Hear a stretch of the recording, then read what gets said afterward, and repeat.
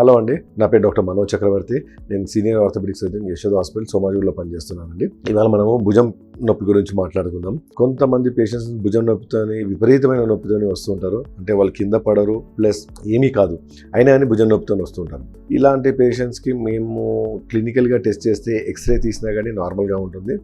So మనం క్లినికల్గా test చేసి చూస్తే మాత్రం కొంచెం మూమెంట్స్ పెయిన్ఫుల్గా ఉంటాయి. మూమెంట్స్ అంటే కొంచెం చెయ్యి పైకి లేపడం కానివ్వండి, చెయ్యితోని వెనక భాగంలో పర్స్ తీసుకుందామన్నా కానీ, స్నానం చేయడం అన్నా కానీ, తలదూకోవడము అంటే నిత్యావసర పనులు చేద్దామన్నా కూడా కొంతమందికి ఇబ్బంది అవుతూ ఉంటుంది. పేషెంట్ కూడా టెన్షన్లో ఉంటారు, అరే నేను పడలేదు, ఎందుకు నాకు ఈ భుజం నొప్పి వచ్చిందని. ఈ భుజం నొప్పి రావడానికి చాలా కారణాలు ఉన్నాయండి.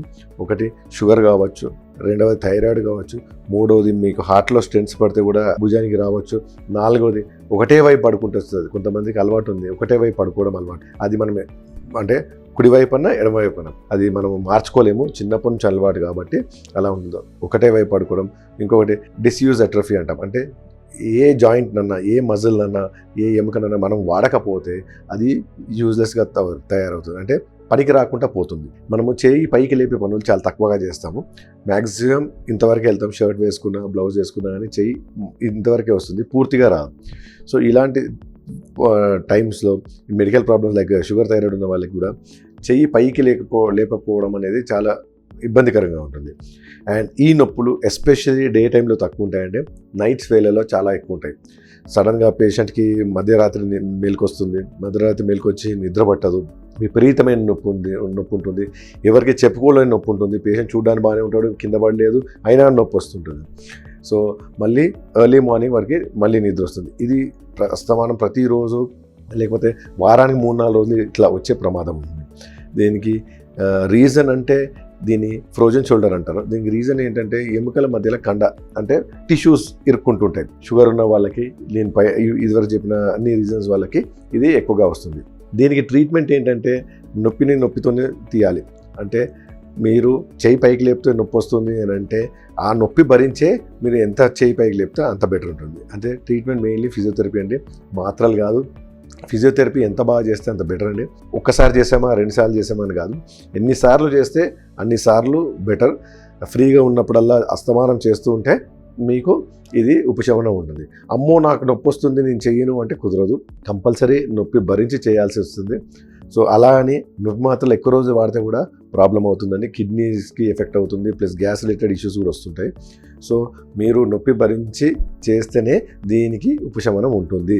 ఫిజియోథెరపీలో కొన్ని ఎక్సర్సైజ్ ఉంటాయి, ప్లస్ మెషిన్స్ ఉంటాయి. ఆ మెషిన్స్ కూడా పెట్టుకొని రెగ్యులర్గా ఫిజియోథెరపీ చేయించుకొని ఎక్సర్సైజ్ అనేది చేయిస్తే ఇది దీనికి డెఫినెట్లీ సొల్యూషన్ ఉంటుంది. కొంతమంది ఎంత ఫిజియోథెరపీ ఎక్సర్సైజ్ చేసినా రాకపోవచ్చు, అంటే ప్రయత్నించి రాకపోతే అప్పుడు మేము కొన్ని ఇంజెక్షన్స్ షోల్డర్లో ఇస్తాం. ఆ ఇంజెక్షన్స్ కొంతమందికి ఒక అవసరం పడుతుంది, కొంతమంది రెండు ఇంజెక్షన్స్ ఉంటుంది. ఇంజెక్షన్స్లో కూడా 2 రకాలు ఉంటుంది. ఒకటి పిఆర్పి అని ఉంటుంది, ఒకటి స్టీరాయిడ్ ఇంజెక్షన్స్ ఉంటుంది. ఈ రెండిట్లో కూడా ఏది నష్టం ఉండదు, ఏది సైడ్ ఎఫెక్ట్స్ ఉండవు. ఎందుకంటే మనం ఇచ్చేది ఎముకకు కాదు, జాయింట్లోకి ఇస్తున్నాం. సో జాయింట్లోకి ఇచ్చినందుకు మనకు 0 సైడ్ ఎఫెక్ట్స్ ఉంటాయండి. పిఆర్పి అంటే ఏంటి, మన రక్తం తీసి దాంట్లో ఎర్ర రక్త కణాలను తీసేసి, తెల్ల కణాలను తీసేసి, మిగతా ఉన్న ఫ్లూయిడ్ని మనకు మిగిలిన భాగాన్ని మనము షోల్డర్ జాయింట్లో ఎక్కిస్తామన్నట్టు. దాన్ని పిఆర్పి అంటాం. సో ఇవి కూడా ట్రయల్ వేయచ్చు. వీటితో కూడా ట్రయల్ రావట్లేదు, ఫిజియోథెరపీతో రావట్లేదు అంటే దెన్ సర్జరీకి వెళ్ళాల్సి వస్తుందండి. సర్జరీలో మేము ఆర్థోస్కోపీ అనే పద్ధతితో ఈ సర్జరీ చేస్తామండి. అంటే కీ హోల్ ప్రొసీజర్స్, మైక్రోస్కోపిక్ ప్రొసీజర్స్తోనే ఇది చేస్తాము. దాంతో పేషెంట్కి బెటర్ ఉంటుంది.